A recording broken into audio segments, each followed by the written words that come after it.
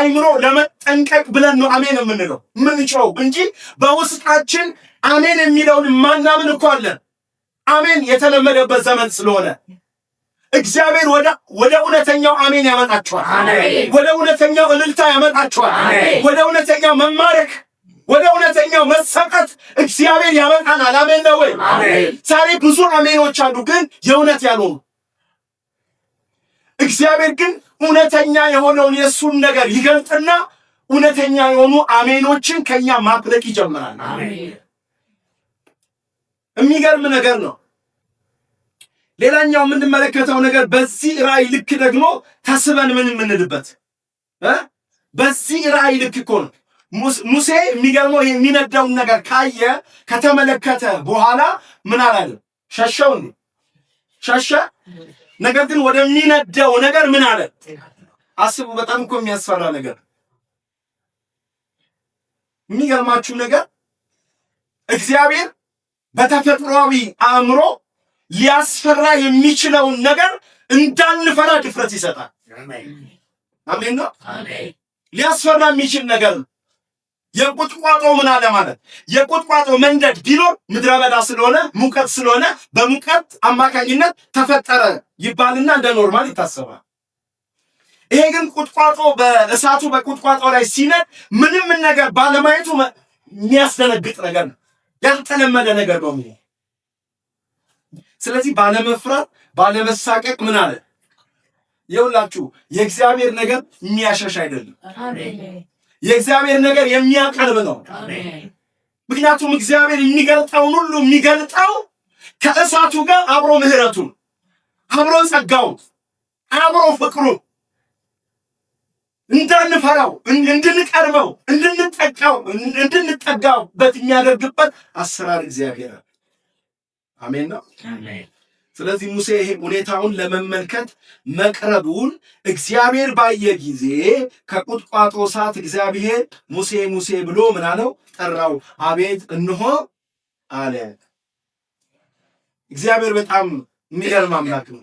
እዚህ ጋር በቁጥቋጦ መካከል እሳትን ካነደደ በኋላ በጣም የሚገርመው እሳቱ በምኑ ላይ ሲነድ?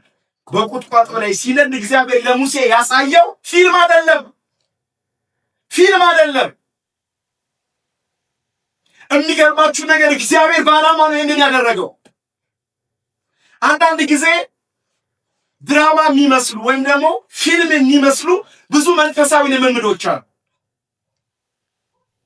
እንደምታውቁት አየው ተመለከትኩ የሚባለው ነገር በጣም የበዛበት ዘመን። ሙሴም እዛ ጋር የሚነድ ነገር ምን ብሏል? ያልተለመደ ነገር ሲነድ ምን ብሏል? አይቷል፣ ተመልክቷል።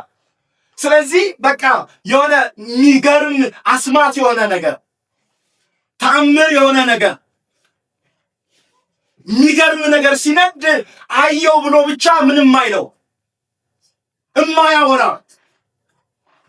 የነደደውን ነገር ምን ሲያደርግ የነደደውን ነገር ሲመለከት ሲያይ ወደዛ እሳት ሲመጣ የእግዚአብሔር ድምፅ ወጣች።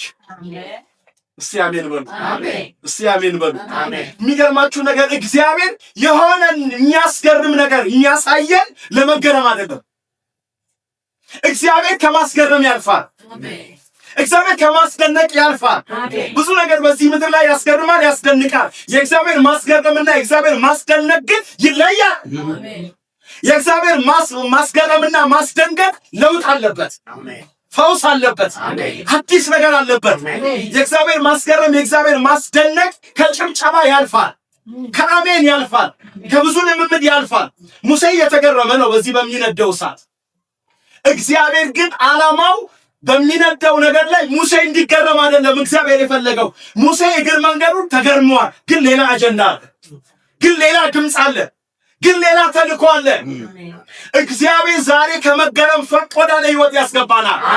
የውላችሁ አየው ከምንልበት ሰማው ወደምንልበት መንፈሳዊ ነገር ከአየው ይበልጣል፣ ከተመለከቱ ይበልጣል። እግዚአብሔር በቀጥታ ለሙሴ በዚህ በሚነደው እሳት መካከል ሙሴ እየተገረመ እያለ በአይኑ ጀምሮ በአይኑ ብቻ የሚጨርስ ነበር የመሰለው። ኖ የምን በአይን የሚታይ በአይን ከማየት አልፎ ጆሮውን የሚያገኝ የሚገርም ነገር። ያን እግዚአብሔር ሁለት ጊዜ ነው የሚለው መጽሐፍ ቅዱስ ሙሴ ሙሴ ብሎ ጠራው። ስንት ጊዜ? ሁለት ጊዜ ሙሴ ሙሴ።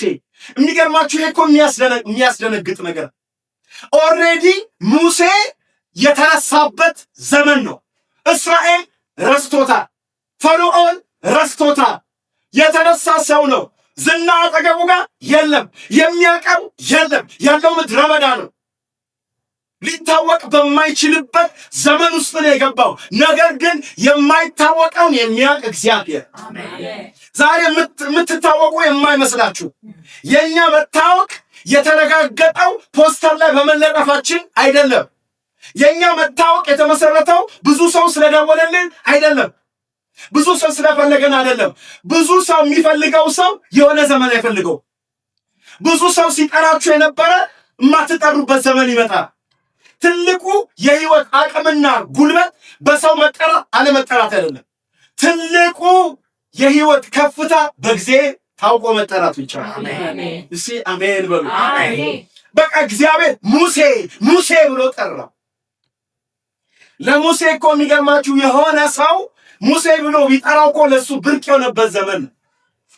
የስሙ መጠራት ለሙሴ ብርቅ በሆነበት ዘመንና ሲዝን ላይ እግዚአብሔር መጣና በእሳት ውስጥ ሙሴን በመሰጠው እሳት፣ ሙሴን በማረከው እሳት፣ ሙሴን በገዛው በተቆጣጠረው እሳት ውስጥ በትክክል በአድራሻው በታሪኩ በስሙ ሙሴ ሙሴ አለው። ሃሌሉያ! እግዚአብሔር ሲጠራ አይስትም። እግዚአብሔር ደግሞ ሲጠራ ደግሞ ዝም ብሎ አጠራር አይደለም። አሁንም አይታችሁ ከሆነ አንዳንድ ጊዜ በዘመናችን እውነተኛ ነገር እንዳለ እጅግ በጣም አምናለሁ። ነገር ግን አንዳንዶች ስማቸው እግዚአብሔር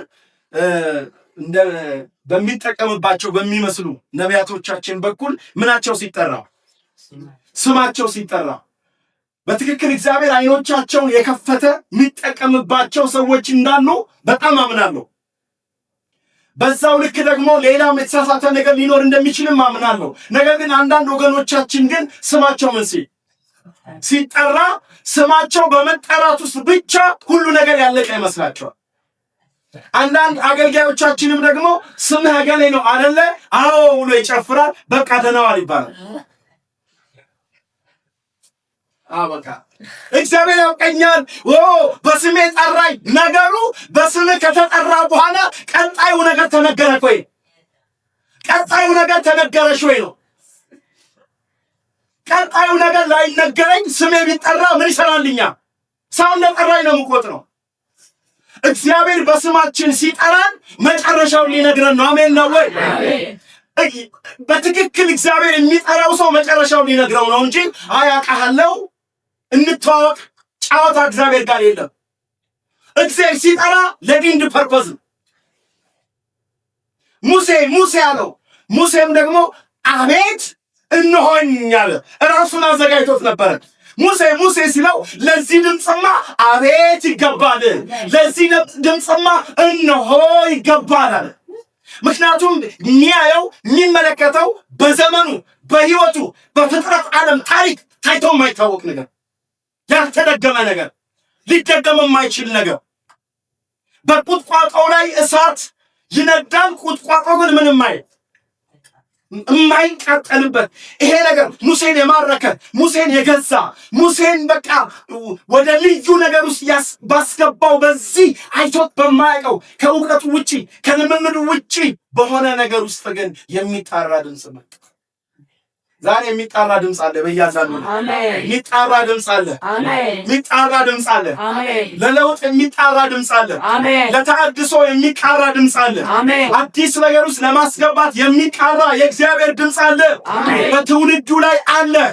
ይህንን መልእክት በምትሰሙ በሁላችሁ ላይ እዚህም ባላችሁ ርቁም ባላችሁ በየስፍራው በየቦታው ተሰማርታችሁ ያላችሁ ዛሬ የእግዚአብሔር ድምፅ መጨረሻን ይነግራል። እየጠራ መጨረሻን የሚነግር ድምፅ ይጠብቃል። ግን የሚገርማችሁ እግዚአብሔር ይህንን የከበረውን ድምፅ ከማምጣቱ በፊት ግን እግዚአብሔር የደገሰው ነገር ነበር። ድምፁ መሬት ጠብ እንዳይልበት እሳት ማንደድ አለበት። እግዚአብሔር ይሄ ውድ የሆነን ድምፁን ለማምጣት መጀመሪያ ውጫዊ ታምራት የሚመስል ነገር ማድረግ ነበረበት። እግዚአብሔር መጀመሪያ ለድምፁ መግቢያ መስራት ነበረበት። ጥርጊያውን ማስተካከል ነበረበት። ሐሳብ ማግኘት ነበረበት። እግር ማግኘት ነበረበት። አቴንሽን ማግኘት ነበረበት። ዛሬ እግዚአብሔር እያዘጋጀ ነው። አሁን እየሰማችሁት ያለው ነገር ለዋናው ነገር እያዘጋጃችሁ ነው። ይሄንን መልእክት የምትሰማ ሕዝቤ፣ ትውልዴ፣ ወገኔ እግዚአብሔር ለእውነተኛው ድምፅ እያዘጋጀ ነው። ለእውነተኛው ድምፅ እያዘጋጀ ነው። ዛሬ በምንሰማው ትምህርት የአእምሮ መለወጥ ዓላማው ለትልቅ ድምፅ ነው። ሃሌሉያ ሃሌሉያ። አንዳንድ ምልክቶች ለዋናው አደራረግ ጥርጊያ እያካሄዱ ነው።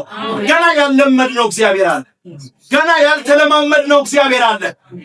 አሁን የተለማመድነው የመርጨት አገልግሎት ነው። ነገር ግን እግዚአብሔር ሕዝቡን ወደሚያጠልቅበት ነገር፣ ሕዝቡን ሙሉ ለሙሉ ወደሚቆጣጠርበት ነገር እግዚአብሔር እያፈጠነ ነው። ስለዚህ ሙሴ መጀመሪያ እሳቱን አየ። ድምፅ እንደሚመጣ ግን አያውቅም። ሌላ ብዙ ነገሮች ከጀርባው እንዳሉ አያውቅም። ነገር ግን እግዚአብሔር እያታለለ ቀስ እያለ እየማረከ ዋሽ እያደረገ እያቀረበ ከዛ እግዚአብሔር ባልተለመደ መንገድ በዚህ በሚነደው እሳት ውስጥ ድምፅ ተፋበት።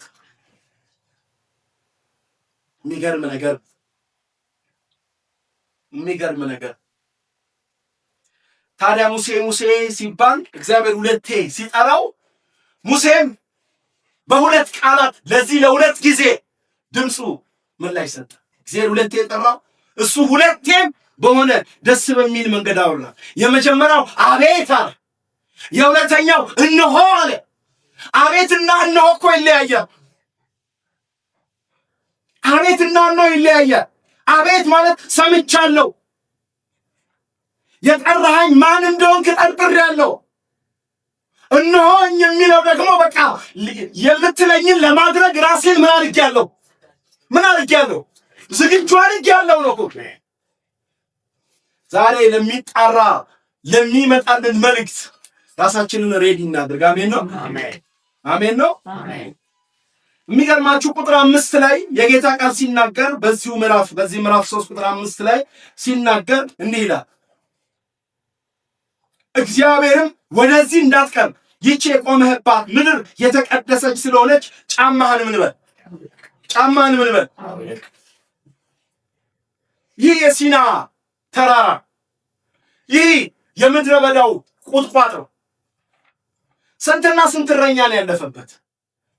ብዙዎች የሄዱበት የገቡበት የወጡበት። ነገር ግን ልክ እግዚአብሔር ግን ያ ቦታ ላይ ሲመጣ፣ የእግዚአብሔር ፕሬዘንስ ሲመጣ ቦታው ተቀየረ፣ ስፍራው ተቀየረ። ኖርማል የነበረው ነገር አሁን ኖርማል አልሆነም። ተራ የነበረው ነገር አሁን ምን አልሆነ? ተራ አልሆነም። እግዚአብሔር ከመገለጡ በፊት እኮ ሙሴ ስንት የረገጠው ቦታ። ሙሴ ብዙ ነገር አድርጎበት ሊሆን ይችላል። ያ ቦታ ምን እንዳደረገበት አላውቅም። ጭር ያለ ቦታ ላይ ምን እንደሚደረግ ስለምናውቅ እንደ ተራ ነው ቦታው። ግን አሁን እግዚአብሔር ሲወርድበት፣ እግዚአብሔር ሲመጣበት ግን ያ ቦታ ኖርማል መሆን አልቻለም። እግዚአብሔር ሲመጣብህና እግዚአብሔር ሳይመጣብህ ልዩነት አለ። እግዚአብሔር ሳይመጣ ነገር ሁሉ ኖርማል ነው። ስራ ኖርማል ነው። ትዳር ኖርማል ነው። አገልግሎት ኖርማል ነው። ብዙ ነገር ኖርማል ነው። እግዚአብሔር ሲመጣ ግን ኖርማል የሚባል ነገር የለም። አሁን እግዚአብሔር አንድ ነገር አለው። ያለውና የተናገረው ነገር ምንድነው ብለን ብንል ሙሴ የቆምክባት ምድር ምንድናት አለው? የተቀደሰች ናት። ስለዚህ ጫማን ምን በል አውልቅ አለ። አሁን እንደለመድከው የምትመላለስበት ቦታ አይደለም። አሁን በኔ መገኘት ይሄ ቦታ ተቀድሷል ተባለ። የእግዚአብሔር መገኘት ነገርን ይቀድሳል፣ አካባቢን ይቀድሳል፣ አገልግሎትን ይቀድሳል። ይኸው ያለንበት የትኛውንም ነገር ይቀድሳል። ሃሌሉያ። እግዚአብሔር የሌለበት ነገር የረከሰ የተደፈረ ማንም የሚረግጠው ጅብ፣ አንበሳ፣ አጋንንት፣ ጋኔ፣ ሰው የትኛው